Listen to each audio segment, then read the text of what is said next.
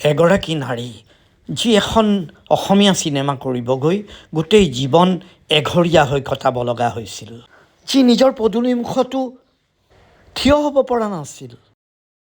তেখেত আৰু কোনো নহয়, অসমীয়া চিনেমাৰ প্ৰথম অভিনেত্ৰী আইদেউ সন্দিকৈ। জ্যোতি ককাইদেৱে এখন অসমীয়া চিনেমাৰ বাবে প্ৰথম অভিনেত্ৰীৰ সন্ধানত ঘূৰি ফুৰিছিল, যি জয়মতীৰ চৰিত্ৰত অভিনয় কৰিব পাৰে। এই কথা গম আইদেউৰ সম্পৰ্কীয় ককায়েক ডিম্ব গোহাঁয়ে জ্যোতি ককাইদেউৰ ওচৰলৈ আইদেউক লৈ যায়।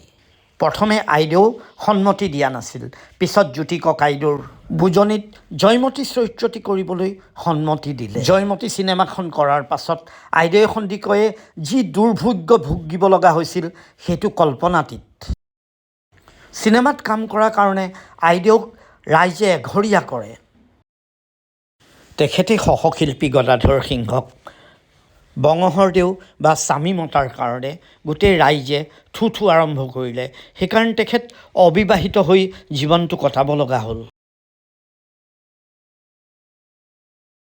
আটাইতকৈ পৰিতাপৰ কথা, যিখন চিনেমাৰ কাৰণে তেখেতে সৰ্বস্ব হেৰুৱাব লগা হ'ল, সেইখন 50 বছৰলৈকে তেখেতে চাবই পোৱা নাছিল।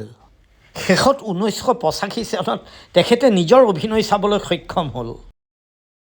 শেষত 1985 চনত অসমীয়া বোলছবিৰ সোণালী জয়ন্তীত তেখেতক জীৱনজোৰা পেঞ্চন আৰু ৰাজসাহাৰ্য প্ৰদান কৰে।